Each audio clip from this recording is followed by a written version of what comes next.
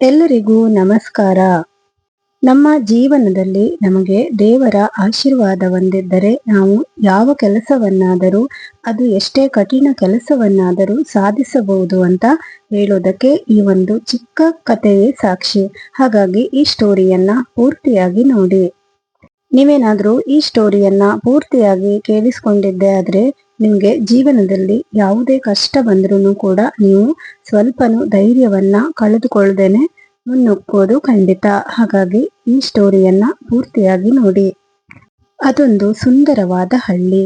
ಆ ಹಳ್ಳಿ ತುಂಬಾನೇ ಪ್ರಶಾಂತವಾಗಿ ಶಾಂತವಾಗಿ ಇದ್ದಿತ್ತು.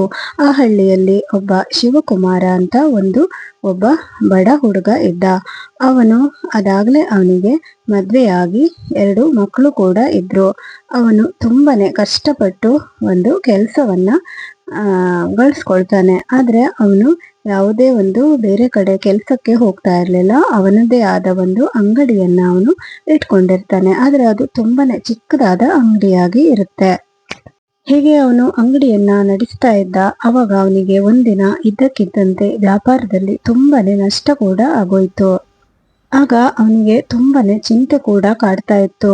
ನಾನು ಹೇಗಪ್ಪ ಇನ್ನು ಜೀವನ ನಡೆಸೋದು? ಮನೆಯಲ್ಲಿ ಪುಟ್ಟ 2 ಮಕ್ಕಳು, ಹೆಂಡತಿ ಕೂಡ ಇದ್ದಾರೆ. ಹೇಗೆ ನಾನು ಇನ್ನು ಜೀವನ ನಡೆಸ್ಲಿ?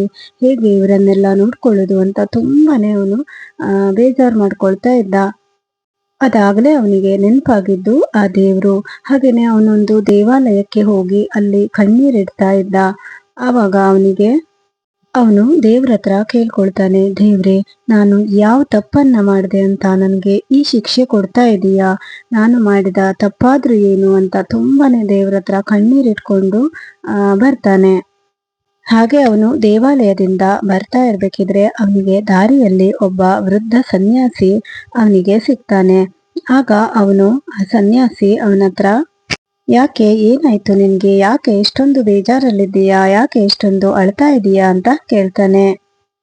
ಆವಾಗ ಇವನು ಹೇಳ್ತಾನೆ, ಹುಡುಗ, ನನ್ಗೆ ಈ ತರ ನಾನು ವ್ಯಾಪಾರ ಮಾಡ್ಕೊಂಡಿದ್ದೆ, ನನ್ಗೆ ವ್ಯಾಪಾರದಲ್ಲಿ ತುಂಬಾನೇ ನಷ್ಟ ಆಗೋಯ್ತು ಅಂತ ತುಂಬಾನೇ ಅವನು ಹತ್ತು ಬಿಡ್ತಾನೆ. ಆವಾಗ ಆ ಸನ್ಯಾಸಿ ನಗ್ತಾನೆ ಹೇಳ್ತಾರೆ, ನೀನು ದೇವರನ್ನ ಕೇಳ್ತಾ ಇದೀಯಾ, ಆದ್ರೆ ದೇವರು ನಿನ್ನನ್ನ ಪರೀಕ್ಷಿಸ್ತಾ ಇದ್ದಾನೆ ಅನ್ನೋದ್ನ ನಿನ್ಗೆ ನೆನಪಿದ್ಯಾ ಅಂತ ಕೇಳ್ತಾನೆ.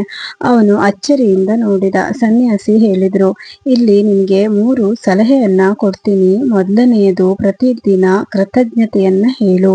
ಎರಡನೆಯದು, ಯಾವ ಕೆಲಸ ಸಿಕ್ಕರೂ ಸಣ್ಣದು ಅಂತ ನೀನು ಅದನ್ನ ಅಸಡ್ಡೆ ಮಾಡಬೇಡ. ಮೂರನೆಯದು, ಕಷ್ಟ ಬಂದಾಗ ಓಡ್ಬೇಡ, ಅದನ್ನ ಎದುರಿಸು ಅಂತ ಹೇಳಿ ಸನ್ಯಾಸಿ ಹೊರಟೋಗ್ಬಿಡ್ತಾನೆ. ಇವನು ಕೂಡ ಮನೆ ಕಡೆ ವಾಪಸ್ ಬರ್ತಾನೆ. ಅವಾಗ ಅವನಿಗೆ ಆ ಸನ್ಯಾಸಿ ಹೇಳಿದ ಮಾತುಗಳೆಲ್ಲ ಮನಸ್ಸಲ್ಲಿ ಇಟ್ಕೊಂಡು ಅದನ್ನೇ ನೆನ್ಪು ಮಾಡ್ಕೊಳ್ತಾ ಇದ್ದ. ಮುಂದಿನ ದಿನದಲ್ಲಿ ಅವನು ಅದನ್ನ ತಾನು ಬದಲಾಗಬೇಕು, ಏನಾದ್ರೂ ಕೆಲಸವನ್ನ ಮಾಡ್ಬೇಕು ಅಂತ ಕೆಲಸನ ಎಲ್ಲ ಕಡೆ ಹುಡುಕ್ತಾನೆ ಇದ್ದ. ಆದ್ರೆ ಅವನಿಗೆ ಮೊದಲು ಯಾರು ಕೆಲಸನೇ ಕೊಡ್ಲಿಲ್ಲ. ಪಾಪ ಅವನು ತುಂಬಾನೇ ಮತ್ತು ಇನ್ನಷ್ಟು ಬೇಜಾರಾಗ್ಬಿಡ್ತಾನೆ. ಆದ್ರೆ ಅವನು ಅದನ್ನ ನಿಲ್ಲಿಸ್ಲಿಲ್ಲ. ಅವನು ತುಂಬಾನೇ ಪ್ರಯತ್ನ ಪಡ್ತಾನೆ. ಒಂದಿನ ಅವನಿಗೆ ಒಂದು ಗೋದಾಮಿನಲ್ಲಿ ಸಣ್ಣ ಕೆಲಸ ಸಿಗತ್ತೆ. ವೇತನ ತುಂಬಾನೇ ಕಡಿಮೆ. ಆದ್ರೆ ಅವನು ಅದನ್ನ ಮನಸಾರೆ ಅದು ಕೆಲಸವನ್ನ ಮಾಡದ. ಅವನು ಪ್ರತಿದಿನ ಅವನು ಯೋಚಿಸ್ತಾ ಇದ್ದ, ಇದು ದೇವರ ದಾರಿ, ನಾನು ಮುಂದುವರಿಯಬೇಕು, ಈ ಕೆಲಸದಲ್ಲಿಯೇ ನಾನು ತೃಪ್ತಿಯನ್ನ ಪಟ್ಕೊಳ್ಬೇಕು ಅಂತ ಅನ್ಕೊಳ್ತಾನೆ. ನಂತರ ಅವನ ಆ ಪರಿಶ್ರಮವನ್ನ ಗಮನಿಸಿದ ಮಾಲೀಕ ಅವನಿಗೆ ಜಾಸ್ತಿ ಜವಾಬ್ದಾರಿಯನ್ನ ಕೊಡ್ತಾನೆ ಹೋಗ್ತಾನೆ. ಹಾಗಾಗಿ ಅವನಿಗೆ ಕೆಲಸನೂ ಸ್ವಲ್ಪ ಜಾಸ್ತಿ ಆಯ್ತು. ಹಾಗೇನೆ ಹಣವೂ ಕೂಡ ಸ್ವಲ್ಪ ಹೆಚ್ಚಾಗ್ತಾ ಹೋಯ್ತು. ಮನೆಯಲ್ಲಿ ಮತ್ತೆ ತುಂಬಾನೇ ಅವರು ಖುಷಿಯಾಗಿ ಜೀವನನ ನಡೆಸ್ತಾ ಇದ್ರು. ಆದ್ರೆ ಸಮಸ್ಯೆಗಳು ಸಂಪೂರ್ಣ ಹೋಗಿರ್ಲಿಲ್ಲ. ಒಂದಿನ ಅವನ ಮಗ ಅಸ್ವಸ್ಥನಾದ. ಆಸ್ಪತ್ರೆ ಖರ್ಚು, ಮತ್ತೆ ಹಣದ ತೊಂದರೆ, ಮತ್ತೆ ಅವನಿಗೆ ತುಂಬಾನೇ ಕಷ್ಟ ಎದುರಾಯ್ತು. ಆಗ ಅವನು ಮತ್ತೆ ದೇವಾಲಯಕ್ಕೆ ಹೋಗ್ತಾನೆ. ಈ ಬಾರಿ ತುಂಬಾನೇ ಕೋಪದಿಂದ ದೇವರನ್ನ ಕೇಳ್ತಾನೆ, ನಾನು ಪ್ರಯತ್ನ ಮಾಡ್ತಾನೆ ಇದ್ದೀನಿ, ಯಾಕೆ ನನಗೆ ಇನ್ನಷ್ಟು ಕಷ್ಟ ಕೊಡ್ತಾ ಇದೀಯಾ ಅಂತ. ಆಗ ಅವನಿಗೆ ನೆನಪಾಗಿದ್ದು ಆ ಸನ್ಯಾಸಿಯ ಮಾತು ನೆನಪಾಗತ್ತೆ ಅವನಿಗೆ. ಆ ಸನ್ಯಾಸಿ ಏನ್ ಹೇಳಿದ, ಅವನಿಗೆ ಕಷ್ಟ ಬಂದಾಗ ಓಡ್ಬೇಡ, ಅದನ್ನ ಎದುರಿಸು ಅಂತ ಹೇಳಿದ. ಆಗ ಅವನು ತಕ್ಷಣಕ್ಕೆ ಅದು ನೆನಪಾಗಿ ಅವನು ತನ್ನ ಕಣ್ಣೀರನ್ನ ಒರೆಸ್ಕೊಂಡು, ಸರಿ ದೇವ್ರೆ, ನಾನು ಎಷ್ಟೇ ಕಷ್ಟ ಕೊಟ್ಟರೂ ನಾನು ಧೈರ್ಯವನ್ನ ಕಳ್ಕೊಳ್ಳೋದಿಲ್ಲ ಅಂತ ಮನಸ್ಸನ್ನ ಗಟ್ಟಿ ಮಾಡ್ಕೊಂಡು ಇರ್ತಾನೆ. ಹೀಗೆ ಅವನ ಕೆಲಸ ಕಾರ್ಯಗಳು ನಡೆಯುತ್ತಾನೆ ಹೋಯಿತು. ಹಾಗೇನೆ ಅವನು ಕೆಲಸವನ್ನ ಇನ್ನಷ್ಟು ಜಾಸ್ತಿನೇ ಮಾಡ್ತಾ ಇದ್ದ. ಹಾಗಾಗಿ ರಾತ್ರಿ ಕೂಡ ಅವನು ಕೆಲಸವನ್ನ ಮಾಡ್ತಾನೆ. ನಂತರ ಅವನಿಗೆ ಹಣ ಸ್ವಲ್ಪ ಜಾಸ್ತಿನೇ ಬಂತು ಈ ಕೆಲಸದಿಂದ. ಹಾಗಾಗಿ ಮಗನ ಚಿಕಿತ್ಸೆಗೂ ಕೂಡ ಹಣವೂ ಕೂಡ ಸಿಕ್ಕಿತು. ಹೀಗೆ ದಿನ ಕಳೀತಾ ಹೋದಾಗೆ ಅವನ ಮಗ ಕೂಡ ಸಂಪೂರ್ಣವಾಗಿ ಗುಣಮುಖವಾಗ್ತಾನೆ. ಅವನಿಗೆ ಸಂತೋಷವಾದಿಂದ ಕಣ್ಣೀರು ಕೂಡ ಬರುತ್ತೆ. ಅಯ್ಯೋ, ಈಗ ಅಷ್ಟು ಕಷ್ಟ ಕೊಟ್ಟಿದ್ದೆ ನೋಡಿ, ಈಗ ನನಗೆ ತುಂಬಾನೇ ಖುಷಿ ಆಗ್ತಾ ಇದೆ ಅಂತ. ಹೀಗೆ ಕೆಲ ವರ್ಷಗಳ ನಂತರ ಅವನು ಕೆಲಸ ಮಾಡ್ತಾ ಇದ್ದ ಆ ಒಂದು ಗೋದಾಮಿನ ಮಾಲೀಕ ವಿದೇಶಕ್ಕೆ ಹೋಗ್ಬೇಕಾಗಿ ಬರುತ್ತೆ. ಆಗ ಅವನ ಬದಲಿಗೆ ಅವನು ಯಾರನ್ನ ಇಡಬೇಕು ಅಂತ ಯೋಚನೆ ಮಾಡ್ತಾ ಇದ್ದ. ಆಗ ಅವನಿಗೆ ನೆನಪಾಗಿದ್ದು ಇದೇ ಶಿವಕುಮಾರ. ಹಾಗಾಗಿ ನೀನೇ ಈ ವ್ಯವಹಾರವನ್ನ ನೋಡ್ಕೊಳ್ಬೇಕು ಅಂತ ಅವನಿಗೆ ಹೇಳ್ತಾನೆ. ಆಗ ಅವನಿಗೆ ಆ ಒಂದು ಖುಷಿಯನ್ನ ತಡ್ಕೊಳ್ಳೋದಕ್ಕೆ ಆಗೋದಿಲ್ಲ. ಅಷ್ಟೊಂದು ಖುಷಿಯಾಗಿ ಅವನು ತುಂಬಾನೇ ಖುಷಿ ಪಡ್ತಾನೆ.